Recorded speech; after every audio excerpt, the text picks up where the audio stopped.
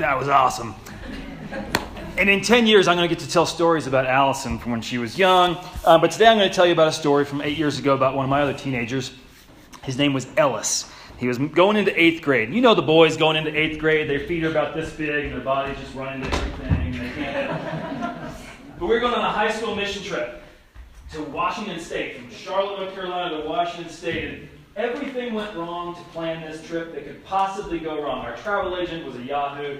Our plane left at 3 in the morning, so it was a red eye to get out there. You know, none of the kids had been out to Washington. I'd never been out to Washington. We had to rent cars. Of course, it was mixed up with the cars. It was rain. One of the cars got lost. It might have been Hansen's car. There were we had 20 high school kids, and the youngest one on the trip, his name was Ellis. Ellis was British, and he was kind of a cross between Harry Potter and Justin Bieber. He had this little floofy hair. He was such a cute little boy. He played guitar. He had this little band. The 3 of the kids in the youth group had a little band. And their little album cover had them all looking tough on the front and black and white. It was so cute. Ellis was a great kid the whole trip. Most of the kids were great kids the whole trip. We got to learn a ton about the native culture there in Yakima. We had all kinds of different weird mission projects. And on I guess it was a Wednesday of the trip, we had this neat activity. And the activity was you take the Bible, and we went flip, flip, flip, flip, flip, flip, and you stuck your finger on any verse in there, random as could be, and then whatever verse that was, you had to find a way to apply it to someone else in the group, to one of the kids. And it went really well. There were, you'd flip through and you'd find some really obviously a man of courage, and we'd say, hey, he's a man of courage. And then there'd be some weird verse, and someone would have to be really creative about finding a way that this story fits in with someone else.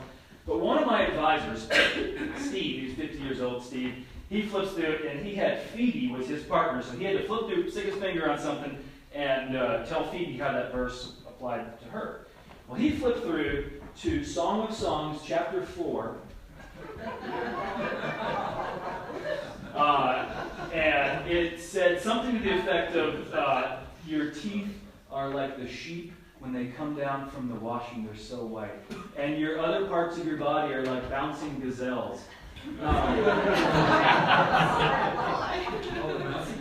Bouncing gazelles. Yeah, that hurts. Yeah. So there was an incredibly embarrassing moment where this 50-year-old advisor and this 16-year-old girl. So we had to explain what Song of Songs was all about. It's a love story. It's 7 chapters. It walks through this entire the entire breadth of this relationship, of the flirting and the courting, and actually it's the woman who wants to get things a little hot and heavy early, and the guy has to jump back, and they get married, and then there's a whole section about their wedding night, which is really racier than you thought the Bible was, and then they have a fight, as marriages tend to do, and there's a chapter about making up after the fight, because he's so mad, and she slams the door, but she leaves a little crack open just for when he comes back. And the 7th chapter is they're old, and they go back over how beautiful her hair still is and how strong her feet are. Great story. And so we explain this to the kids to put into context with this accidental verses. But it was one of these teaching moments where we said, well, now we have a chance to talk about sex with the kids, talk about love with the kids. And so we planned it the next day. The female advisors would take all the girls over there. Hansen, the male advisor, would take all the boys over there. And we would talk about this, really get into it. And so we do this. I've got 4 boys, 6 boys, whatever it was, all the girls over there. And we talk about the birds and the bees and churchways. And that night, because it's good timing, Allison. Yeah, you missed the whole thing. We talk about it, and the kids, they really embraced it. So then that night we come to our devotion, and if you've ever been on a mission trip with kids, Thursday night, everyone's tired, and we're close together, and we start talking, and that's the emotional night. So people are crying, and they're talking about the depth of difficulty in their life, and we get through this incredibly emotional evening of devotions, and it's all done, and I go to, I'm exhausted, and I go to brush my teeth, and there's me, and there's my intern, Eric, and then there's Ellis in the bathroom. And Ellis has got his little towel on because he's going to take a shower at 1 in the morning because he's been up all day. And he's just a little, his head and his feet are the biggest things on his body. And he says, Hansen, I've got a question. And I can't do a British accent. And I'm like, yeah, what? I'm kind of done for questions. And I put my toothbrush down, and he says, "What does love feel like?" What does love feel like? So I bring it to you. What would you answer to Ellis at 1 o'clock in the morning in Yakima, Washington, after the daylight?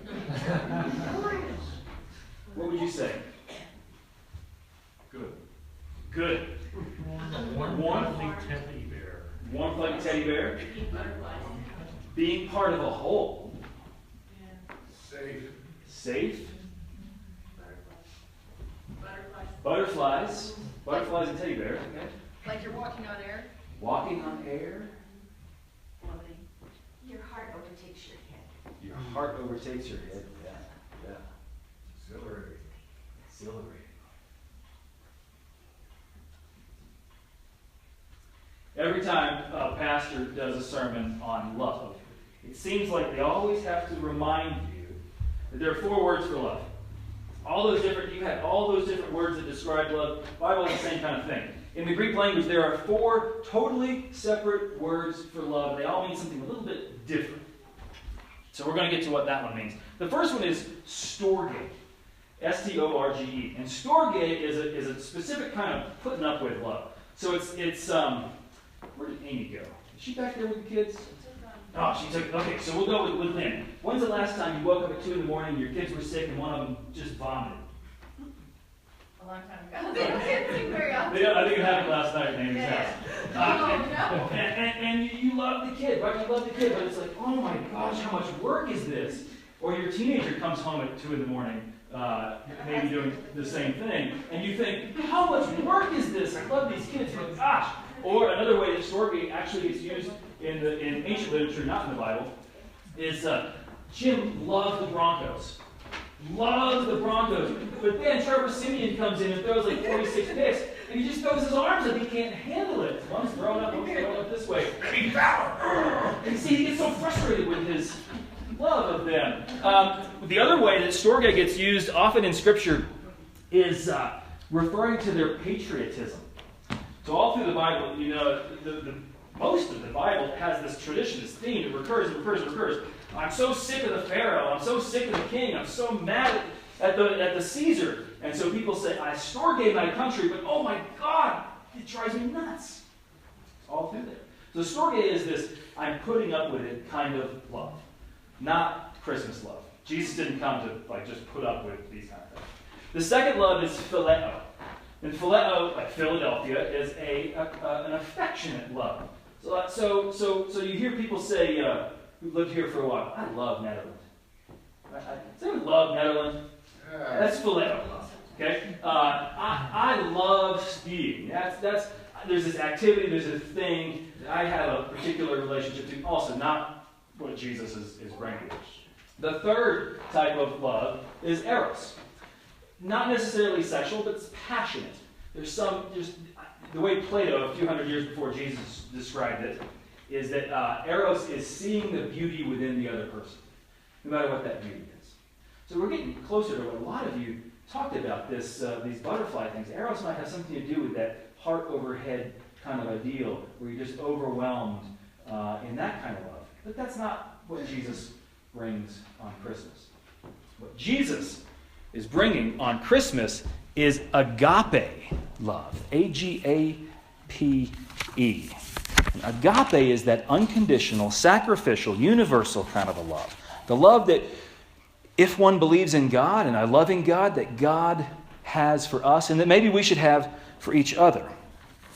Now, it's no surprise for any of us, but I really struggle to achieve agape. In my most faithful moments, I move toward it, I go in that direction, I do some little hints of it. But in my less faithful moments, it's just so much work. It's so hard to forgive. It's so literally painful sometimes, which is why it's so impressive to see someone, a saintly person who can just hold on to that unconditional love no matter what. It can be so difficult. Did we have a fall? Good catch. It can be so difficult to look past the sin and the ugliness of your neighbor. Not just with Storge putting up with them, but to remind yourself at all times and all places that at their core, all people, even those, are lovable and redeemable. And you are called somehow, I don't always know how, but somehow you are called to see that lovingness in them. It doesn't mean we're called to linger in toxic relationships, but just look at the example that Jesus gives us of how to agape love. He spends time with the most shady characters, the most uncared for people, the maligned, the misadjusted, sometimes downright rotten people. He proves he loves them by spending time with them. And that is what breaks into the world at Christmas. That is what warms the colder parts of our natural hearts. Christmas, the story, is about a child born in poverty, caring for teenage mothers. It's about hearing good news in unexpected places like farmhands or strange visitors from other countries. Christmas love is about protecting the sort of people that powerful interests are always using and abusing. It's about refugee families on the run. It's about reminding those who are taken advantage of and stigmatized that someone, even God, still loves them. And sure, eventually Jesus dines with fancy people and preaches to the middle class and argues with the religious leaders. And I firmly believe that Jesus would visit anyone in the hospital, have coffee with anyone, listen to anyone's experience, no matter how far down they are and painful or how strong they are and powerful. But the stories that shape the tradition of our faith show that his love is most dramatically expressed with the people who most need love. Our faith is shaped with an example of loving those who most need love. And because the Christmas story is set with unexpected, poor Middle Eastern people running for their lives from evil local leaders who are in cahoots with international henchmen, I don't understand how that shouldn't be the archetype of the person to love during the Christmas season. There's plenty of room on Christmas morning to put up with your kids as they bounce into your room and you're exhausted and they want to get up at 5 o'clock and open their presents. There's plenty of room to appreciate the wonderful dinner someone cooks and the chance to warm up next to a roaring fire. There's plenty of room to sneak away with your sweetheart on a cold night. Those are all real expressions of a type of love that deserve recognition and gratitude. But the love that breaks into the world, the love that changes our hearts, the love that is so hard to describe to little Ellis, the love we celebrate on Christmas, that is the sacred root of all love that calls most loudly to those who most need it. May we give thanks that that love chases us when we need it most, and may we respond with solidarity and charity and justice when others are in the most need. Amen.